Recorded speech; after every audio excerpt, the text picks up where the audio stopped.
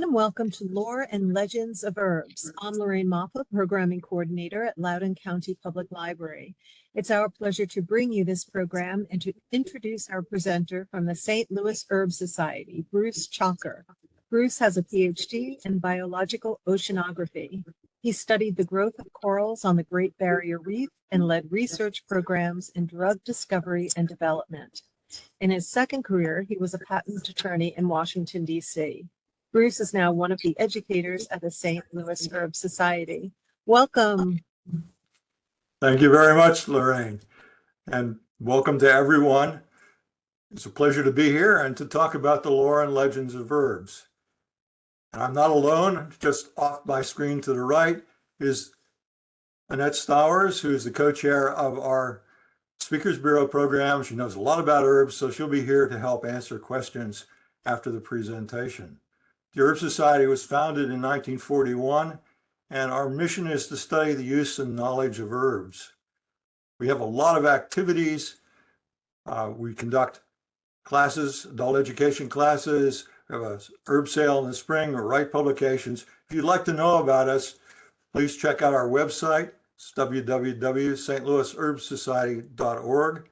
But more importantly, when you come to visit St. Louis, please come visit the Missouri Botanical Garden. It is one of the world's great botanic gardens, and we'd love to have you visit us there.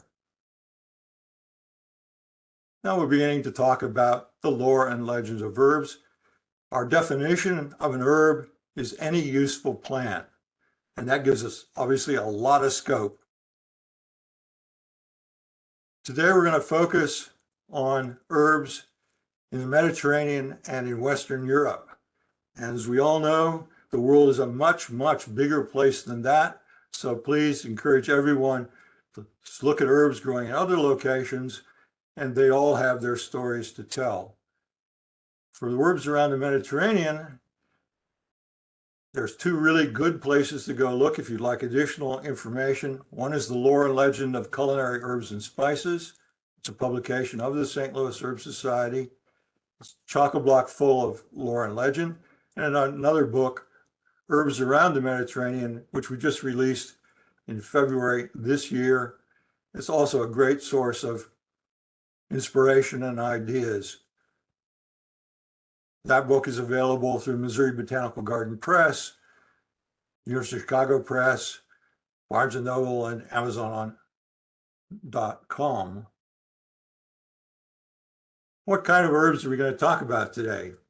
Regrettably, our time is short, so we're going to talk about some herbs: rosemary, thyme, nepentella, basil, sage, parsley, southernwood, oregano, and Syrian oregano. If you're wondering why I chose those herbs, chose them because they're fun. There's lots of stories to tell about these herbs, but also because they're great culinary herbs. And these are all herbs that you can grow in your garden in Virginia. I grow them in Washington, D.C., and in St. Louis, Missouri. The first herb we're going to talk about is rosemary. And rosemary, from the day it was first described with two Latin names by Carl Linnaeus in 1758 until last year, was known as Rosmarinus officinalis. Officinalis meaning that it was an herb that was recognized as being of a medicinal value. Last year, taxonomists doing what they do, it's now been lumped in with the bigger genus Salvia. So if you look it up now, it's Salvia rosmarinus. The rosmarinus means dew from the sea, and that story is that the plant actually sprung into existence when Aphrodite, in Greek, or Venus in Latin, rose from the sea. The Romans used the reef a lot to make wreaths. As we know, the Romans were party animals, and that was one of their favorite decorations. Rosemary also has a lot of medicinal properties. To understand medicinal properties of a lot of the herbs we're going to be talking about today, just briefly mention how people have thought about how disease might have been caused through the ages. And from Greek times right up till the 1880s, the dominant form of medicine, the idea was the humoral theory of medicine, that disease was caused because your body was out of balance. It had 4 humors: blood, yellow bile, black bile, and phlegm. Not the phlegm you cough up when you have a cold, but the humoral phlegm. And if those were in perfect balance, then you're very likely to be healthy. If something got out of balance, trouble was afoot, and you're likely to fall prey to disease. That theory is really all very well and good, but it doesn't give you any hint about what herbs as medicines one might use to cure the disease. So there was this extra bit of gloss added on to the humoral theory of medicine, and it was decided that each of the humors would be a unique combination of hot or cold and wet or dry. As an example we're talking about today, we're talking about the natural progression of a person through their age. We start out being dominated by the humor of blood. We're wet and hot, just like the springtime. And as we age, we gradually progress and become dominated by the herb phlegm and become phlegmatic. And the humor phlegm is cold and wet. So if we get too much of that phlegm in our old age, we're going to have rheumatism and possibly loss of memory. But there is a way to treat that. And the way is we go and we look for an herb that has exactly the opposite properties. We want an herb that's hot and dry. And rosemary is a hot, dry herb. In fact, it's hot in the 3rd degree and it's dry in the 3rd degree. And that's as powerful as you can get.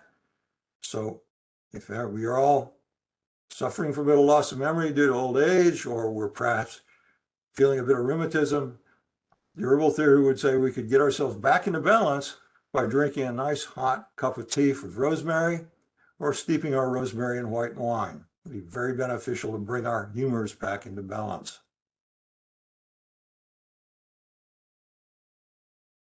In modern traditional medicine, and by modern traditional medicine, what I mean is medicine as we practice it once we started having apothecaries. So this is the middle of the 1700s, right up until World War II, when antibiotics became popular.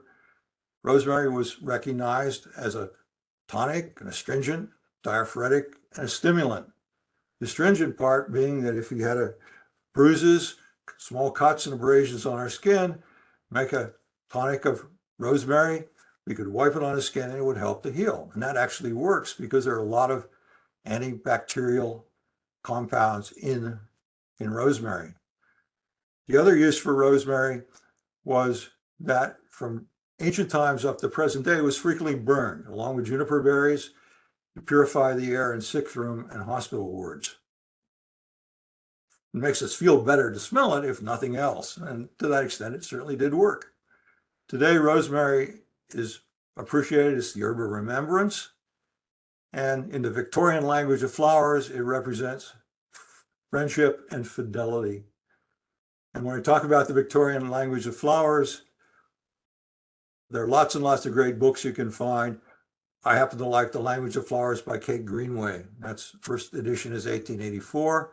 Lots of copies of that are out available in facsimile editions, but the best thing you can do is most of the great botanical gardens, the libraries of the world have all now copied their rare book collection. They're available online, and you can go out there and get really good PDF copies of most of these books. Biodiversity Heritage Library is the one that many people are using to store their online references. The next herb we're going to talk about is thyme. And there are lots of thyme, as we all know. The one we're going to talk about is common thyme, Thymus vulgaris, from Spain, the Balearic Islands, France, and Italy. But it's so popular over centuries that it's been spread all over the Mediterranean and naturalized. Thyme was widely used by the Romans in cooking, and particularly liked it as an ingredient in their sauces. It didn't feature a lot in their classic medicine. In fact, the Greek physician Dioscorides doesn't even mention it. And Dioscorides is going to pop up several times. He practiced medicine first century AD. He was a Greek, but it was a time when Greece was conquered by the Romans. He may or may not have been a physician in the Roman army. He was a very practical sort of guy. And so when you can go to his herbal, he will clearly tell you what the stories he's heard from the herbs that he's actually used in his own personal practice. Thyme, in addition, during the medieval period, in chivalric usage, it was emblematic of courage. And so women who would like to honor their knights would very frequently embroider thyme and thyme flowers onto silken scarves, and they bestowed them on their knights prior to going into competing in tournaments. It's commonly used as a strewing herb, and many people might have heard about strewing herbs. Began in the days when sanitation wasn't all that great, and everyone dined in the great hall. People would bring in their rushes and strew them on the floor, and if you trumped in with muddy boots, just sweep away the rushes and replace them. Got a bit dirty, a bit smelly, so people would strew herbs there. In addition, a lot of these herbs had properties that are antibacterial, antifungal, herbicides in them. We'll talk about a few of those later. And so it was really, really a help. Later on, things got much more sanitary and sophisticated, and herbs might be strewn in a coronation procession, in a wedding procession, or in a very fancy party. In winter, thyme was often heated in braziers and gently perfumed the room. It was a very pleasant thing, much more subtle than perhaps the more medicinal flavors of burning rosemary. The chemical compound in thyme that is responsible for its antibacterial properties is thymol, and thymol is a very effective antibacterial. For many years, in fact, right up until World War II, a hot tea of thyme was the major treatment for sore throat. And if you want to see that actually happen, there's second edition of Coppers, the TV show set in New York in the 1864-65, the end of the American Civil War. Dr. Matthew Freeman will use a hot tea of thyme to attempt to cure strep throat. Once the bacteria gets in the blood, no amount of thymol is going to help you, but before that time, it actually can be very beneficial.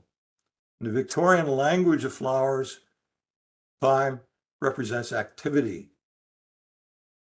And because we're going to slip in a little bit about culinary uses along the way, so we can talk about herbs in our garden and actually enjoy them in cooking, probably have noticed in herb stores, there are two general kinds of thyme, narrowleaf French and a broadleaf English.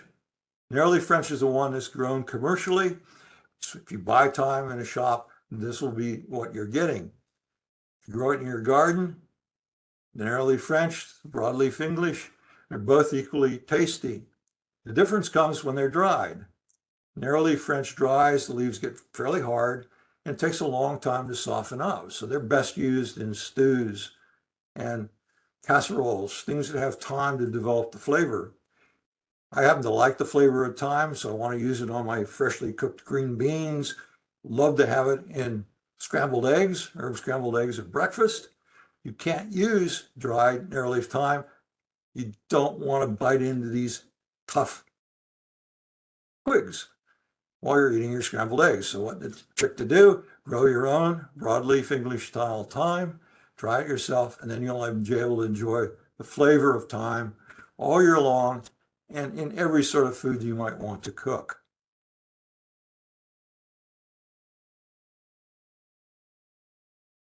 Third herb we're going to talk about is another one of my favorite herbs. It's Nepentella, Calinopodium nepeta. Old name was Calamintha nepeta. It's lesser calamint.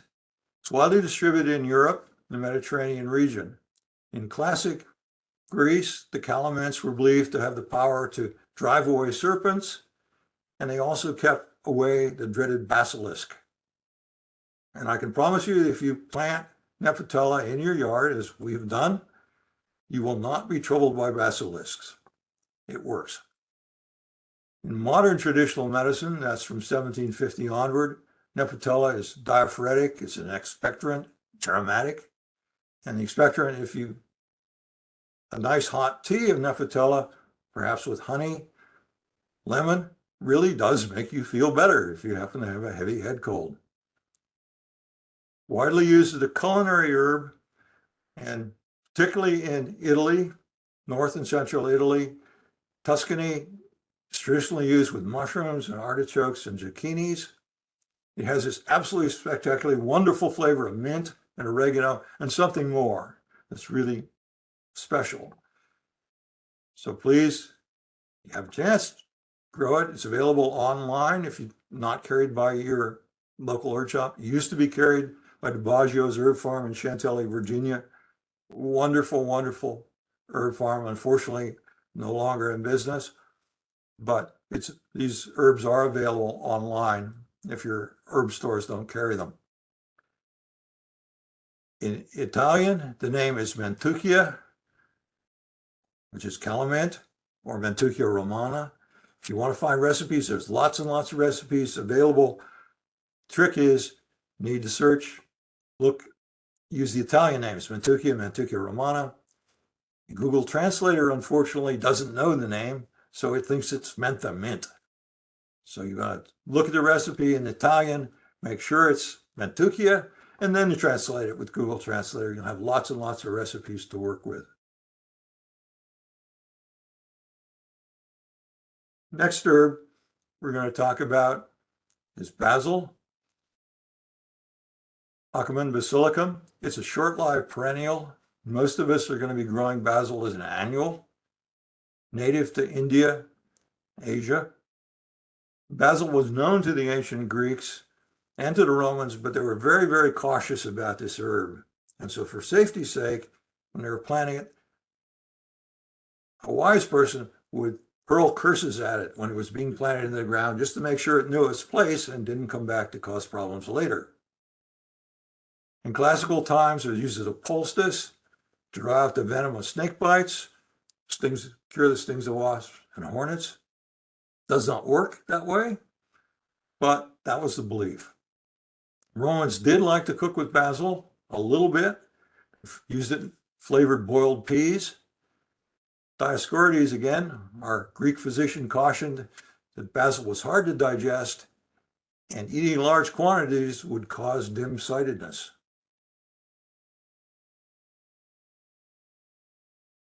By the 15th century, the medical and culinary reputation of basil had substantially increased, and the English herbalist John Parkinson said the smell of basil was fit for a king's house. And Parkinson would know because he was the botanist to James I, the King of England. But suspicion about basil still remains deeply embedded in a lot of Western thought, and in the Victorian language of flowers, basil stands for hatred.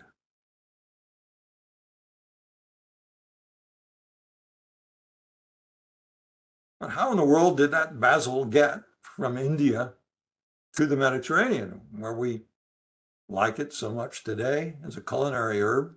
The answer was there were land and sea routes developed throughout the ancient world, started up in the area of Anatolia, moving copper and tin around, and over time progressed further and further and further east. By the time of the Greeks,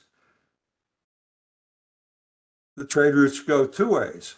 They would go from India overland, south of Caspian Sea, to the Greek colonies in the Black Sea, or if there were wars going on between the people of the Anatolian Plateau and what is now Iran, which is very, very common, they'd have to take the long route all the way around the top of the Caspian Sea to the Greek colonies there and down further on. The Romans tended to bring their trade through the Red Sea off to the coast of India, where they would pick up spices, pepper, cinnamon, nutmeg, and cloth, cotton cloth. That's the area of India, northwest India, this is the state of Gujarat.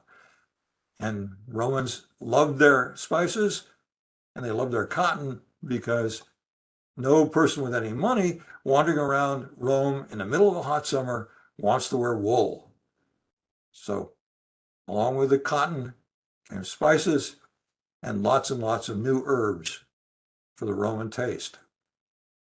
Next herb we're going to talk about sage. And sage,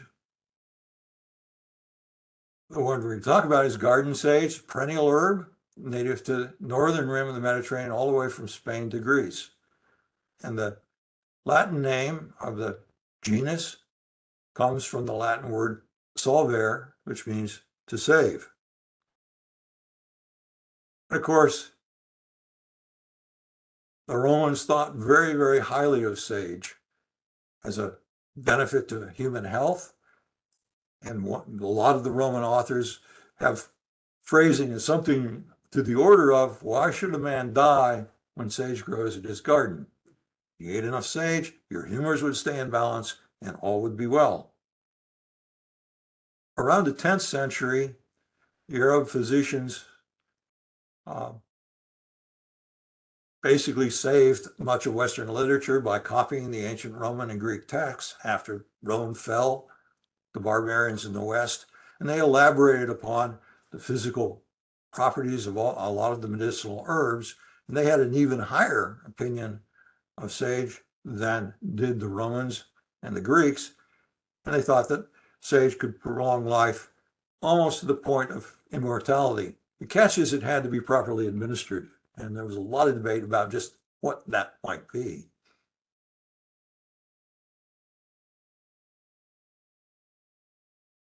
Along with all these herbs, and not only traditions of the Greeks and the Romans, there's a lot of folklore associated with herbs, and some of the folklore that's recorded about sage is that sage in your garden would prosper or wane depending on how your business was doing well or had failed.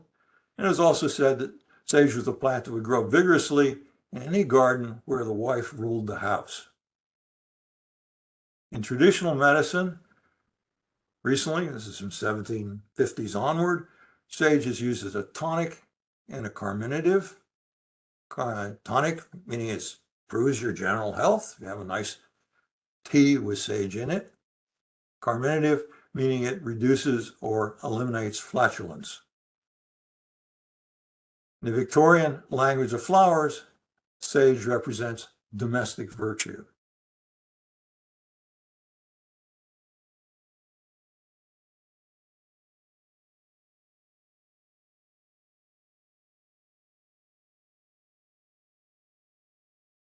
The next plant we're going to talk about is parsley. Parsley is a biennial herb. It lives 2 years typically. Most of us in Virginia, St. Louis, we were going to plant this as an annual. The reason is it's going to go into flower and lose its flavor about June, July of its second year. So we'll plant as an annual, so it's always good. The botanical name, Petroselinum, the genus name, comes from the Greek word which means stone, because traditionally in its native habitat, it'll be growing in rocky hillsides. In classical Greece, parsley was associated with the god Nemean Zeus, and this is not the masculine Zeus that likes to throw thunderbolts at people. This is a rather personification of Zeus that's rather happier and milder, and country folk liked him because he would look after their interests. It's also associated with Persephone, and we know Persephone married the god of the underworld, and she would go spend half her time underground with her husband. That's the winter. In the spring, she would come back to be back with mom, and that's the spring and summer. In ancient Greece and Rome, parsley was very often used, associated with funerals, and used to decorate tombs. And the reason for doing this was a kind of hope that Persephone would look kindly on the recently departed and escort them properly down to Hades, so that ghosts wouldn't hang around where they weren't wanted after their death. There's a little more subtle stuff going on here because there was a kind of hope that maybe there might be life after death and that Persephone would help that person return if you pleased her by honoring her with gifts of parsley. And that idea got picked up by the early Christian church, as you might imagine. And so in some of the early churches, it's very common to have parsley as a part of your Easter service.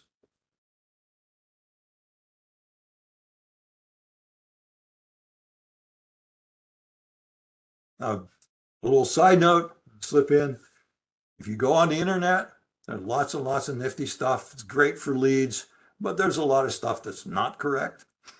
And one of the things you very commonly see was that the victors of the Nemean and the Isthmian Panhellenic Games rewarded wreaths made from parsley. Not true.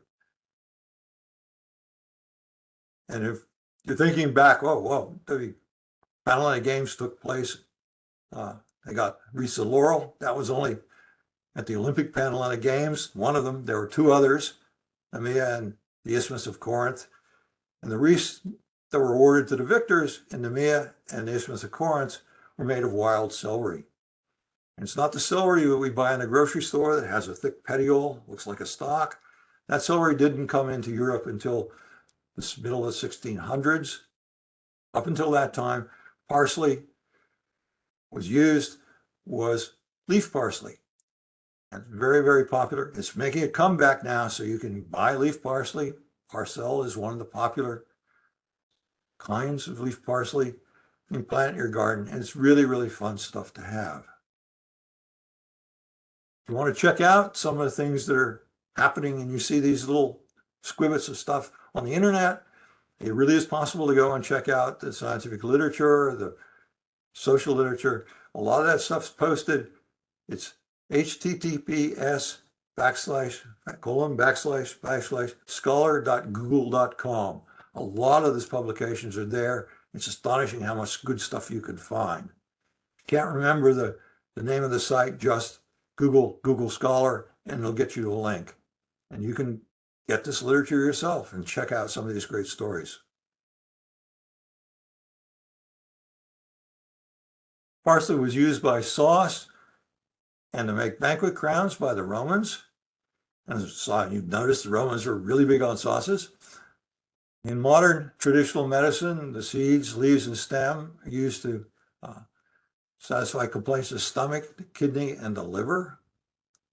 And since Roman times, it has been consumed as a brush freshener. We still do that today. In Victorian language of flowers, parsley represents festivity. It's a throwback to the old partying of the Romans. We know that flatleaf parsley is one of the French fine herbs. A little bit of using it after we talk about it. And many of the people I know in the St. Louis Herb Society grow a lot of parsley, not necessarily all that wildly excited about it, using it in their culinary adventures, but it's a favorite food for the black swallowtail butterfly. So please consider growing extra parsley to feed the butterflies.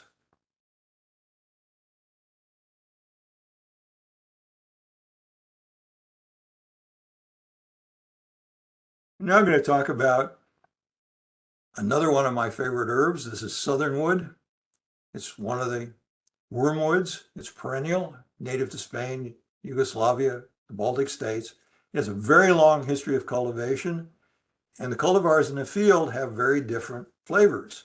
The one that people like is one that has a higher content of a chemical compound called limonene. That gives it a lemony scent. The genus is named in honor of Artemisia I of Caria, which was a province of Persia. She was queen of a Greek city-state known as Halicarnassus. And that's on the southwest corner of the Turkey in Asia. She was named in her honor because she was a very famous botanist. She may or may not have been particularly fond of poisonous medicinal plants, but she certainly knew a lot about botany. She was also a canny politician, and she kept her crown as a Greek city-state when Xerxes went to war against the Greeks in Europe, because she, as admiral, took 5 ships of her fleet to war with the Persians against the Greeks, and she kept her crown. According to Dioscorides, southernwood drunk with wine is an antidote for deadly poisons. I regret to say it's not, but that was the belief. Another great source of herbs that were being used, not just the Roman and Greek literature, the Holy Roman Emperor Charlemagne issued an edict. It's called the Capitulaire de Villes. It was in 800 AD. And he sent it out to the people who were managing all his imperial estates. And he told them in great detail how the estate should be run.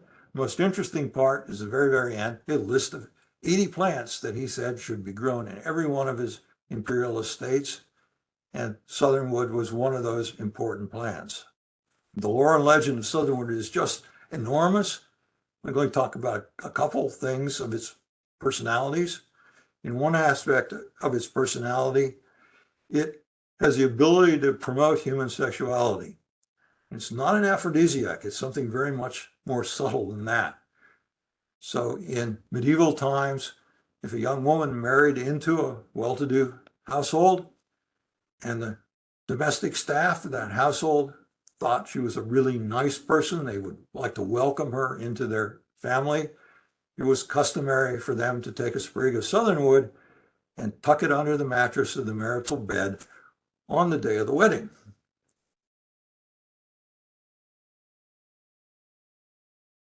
In another aspect of his personality, very different, posies of southernwood were frequently kept close to judges when they were on benches doing judgment in court, and carried by churchgoers, particularly young women. And the reason for this, botanists that are rather more subtle will say, well, you're going to sniff this posy because it helps keep awake during the long sermons, and maybe it distracts you from the body odor of all the people that are crowded into you for 3 and 4 hour long sermons. There was a rather darker side to that belief, and that has to do with the miasma theory of disease. People didn't know how diseases are caused.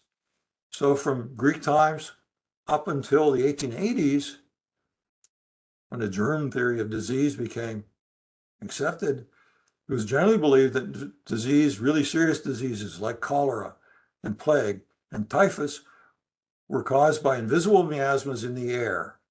You didn't know they were there. You couldn't see them. You couldn't smell them. But they were associated with bad smelling odors that come from places like rotting corpses or fetid swamps or open sewers.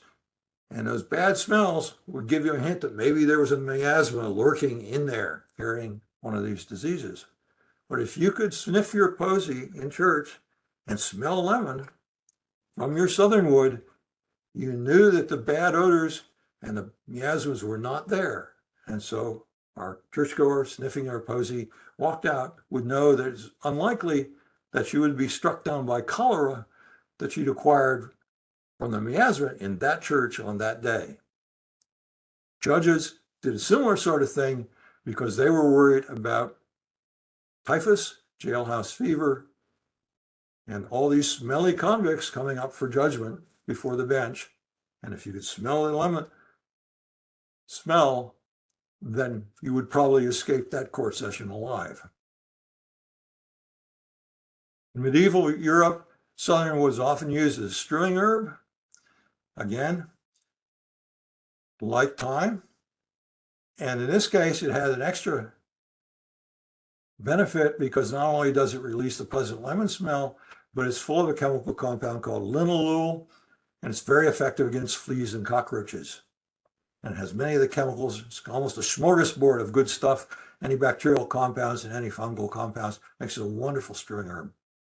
In Victorian language of flowers, southernwood stands for banter, and it's a kind of pale reflection of its more risque meaning in medieval England. Oreganos.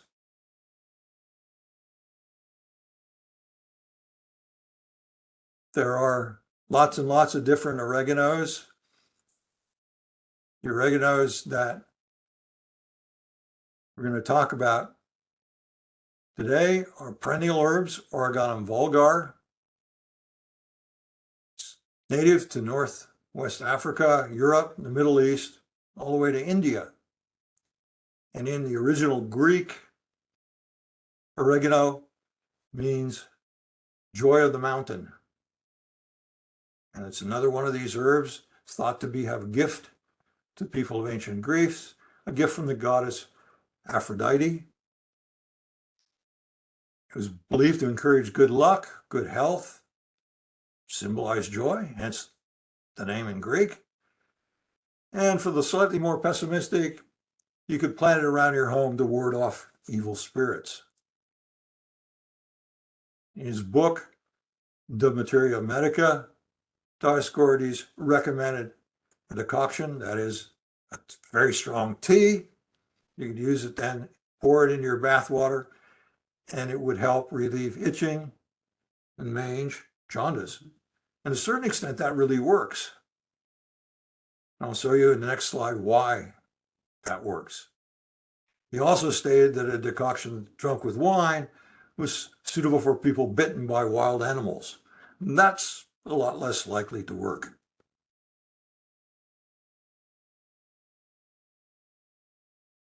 The chemical compound that's present that causes the flavor that we recognize as oregano is a chemical compound called carvacrol. And carvacrol is a very potent antibacterial and antifungal compound. In recent tradition, 1750s and onward, it was mostly used as a decoction to treat injured skin, but it had been used from Greek and Roman times onward, and it was a fundamental part of the first aid kits that medieval artisans would carry if you were a carpenter or a mason, and you're likely to bruise your skin. It was, if you could put strong tea of all that carvacrol on your skin, that would, in fact, kill the bacteria. And it really does, to a certain extent, work.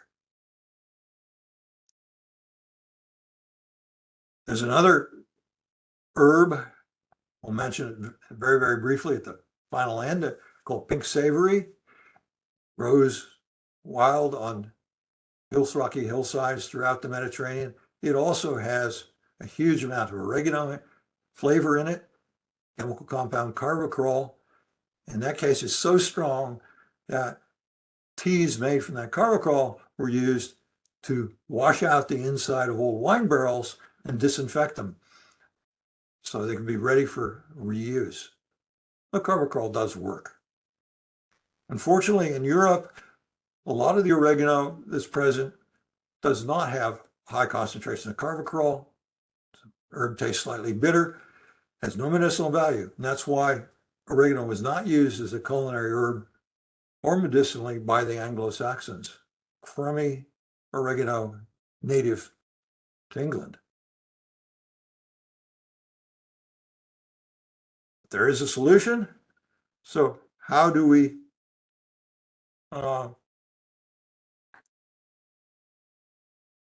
deal with acquiring oreganos that really, really taste good? And we're helped along by Arthur O. Tucker. He's a famous herb man. Worked for Delaware State University, wrote for the Herb Society of America a lot. Writes books, was recently, used to be with Tom DiBaggio's Herb Farm, and now with Susan Belsinger. And in 1979, he got really tired of crummy oregano being grown in the United States. And he said, Greeks have been growing great oregano for thousands of years. It's about time that we also started growing really, really good oregano. And he went to Greece and he collected seeds from a subspecies of Oreganum vulgar, subspecies hirtum, brought it back, got a farm, an herb farm in New York State to grow it for him. And that subspecies, Oreganum vulgar, subspecies hirtum, is Greek oregano. So when you go to your shops, that's what you're buying. You're buying the kind of oregano that Greeks really, really loved. If you don't have Greek oregano, one of the alternatives, also available widely, is a cultivar. It's called hot and spicy. That's also a really good oregano. These two plants are growing in a community garden in Washington, D.C., Cleveland Park Community Garden. And if you like a little extra herbs, there in the background, the corner, you see the purpley pink color. That's Thymus herbaceae, caraway thyme. And it really, really does taste like caraway. So if you have a chance, you have to make a choice between these two oreganos, buy both because they have different flavors in different years, different times of the season. And you can always go out in your garden and pick the one that tastes the best to you on that day.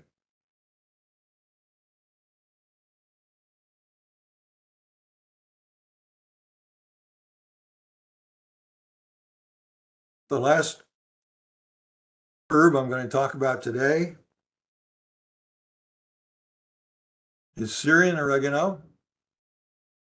And Syrian oregano is Oreganum subspecies Syriacum. This one is known by a lot of different common names: wild thyme, biblical hyssop.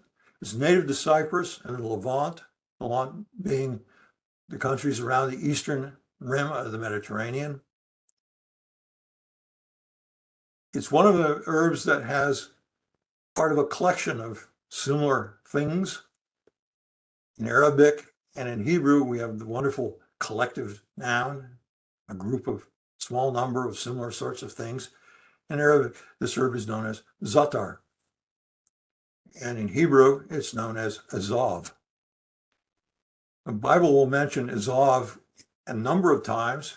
In particular, it's mentioned in Leviticus in association with the ritual purification. And it's also mentioned in 1 Kings. This is the hyssop that springeth out of the wall. Now, Maimonides, Hebrew scholar, around 1100, was curious of which one of all these different azovs might be the azov that's required in ritual purification. And he decided, as have recent scientists, that of all the possible zatars, the Oreganum syriacum, that's the biblical azov. It gets confusing because when the Vulgate Bible translated Hebrew into Latin, they did the correct translation. That's in the 4th century. They knew their herbs. They got it right. They named it Oreganum. And it's now in the Vulgate Bible. When King James scholars got around to translating the Bible into English in the 17th century, they'd kind of forgotten a lot of their herb lore. And for reasons which nobody can understand, they translated azov into English as hyssop.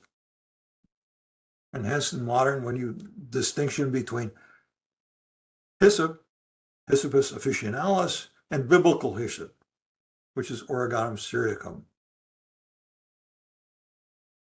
To make it even more fun, if you go to a book of modern standard Arabic and you look up the word zatar, it will be translated into English as thyme. I have no idea why, but it is. So that's why on a label of a package, when you're buying dried Oreganum syriacum, it might say wild thyme, it might say hyssop, it might say biblical hyssop, It might say za'atar. So taste it. It has a wonderful, wonderful flavor of oregano.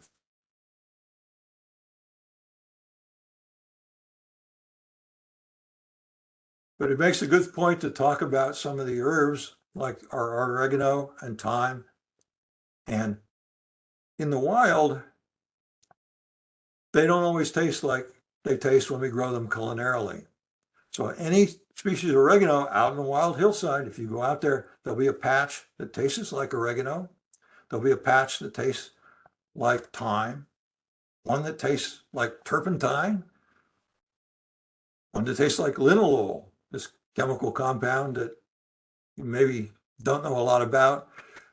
It's not only a great insecticide, it's not harmful to people at all. In fact, it's used in very large quantities in beer making.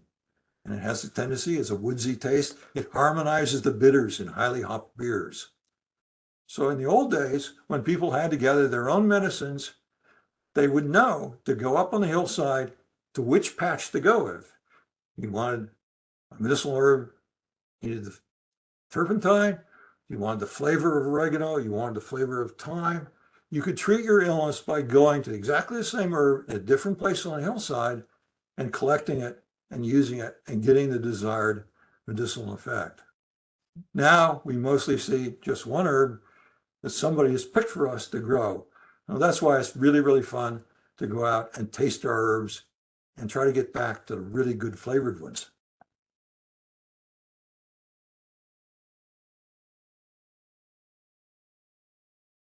Finally, talking about Syrian oregano. In traditional medicine, in the Near East, Syrian oregano is thought to enhance intellectual development. And even to this very day, moms in the Middle East will very often use Syrian oregano when kids are going off to school at final exam time. And probably it's because their parents did it for them and their grandmothers did it for their parents, and that's the way it's always done it. But it is a sort of a confidence booster on your way to a tough exam. In the Levant, Syrian oregano, the other use of the word za'atar, is the primary herb in an herb spice blend, which is also known as za'atar. And for those of you that know all about this and use the herb spice blend known as za'atar, we share a love. I get excited and passionate about it. It's great stuff. In Lebanon and Palestine, it's often a simple combination of Syrian oregano, toasted sesame seeds, a little salt, and sumac. As you go to other countries around the Eastern Mediterranean, a lot more different herbs, more spices, different za'atar herbs. Northern Lebanon, there might be 4 or 5 wild harvested za'atar herbs in a single za'atar herb spice blend. So when you have a chance to explore the za'atar herb spice blends, please seize the opportunity because it's just wonderful. You do have 2 families making herbs za'atar blend regionally in your area. They both make wonderful za'atar, and they use the very, very best imported herbs.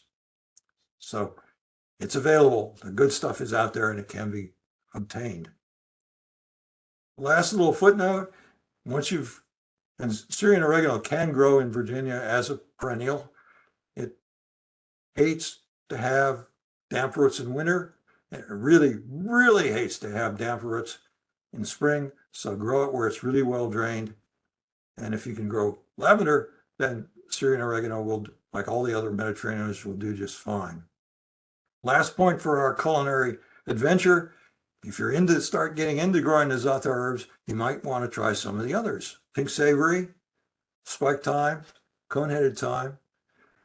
They have flavors of oregano that you can only imagine about until you have a chance to try them. So please try za'atar Rumi, za'atar Sahrawi, desert za'atar, and za'atar Fransi, Persian za'atar, and that will complete your tour of herbs for today. Thank you very much for your company, and I'm going to pass it on to Lorraine. And Annette and I are here to happy to answer any questions you might have.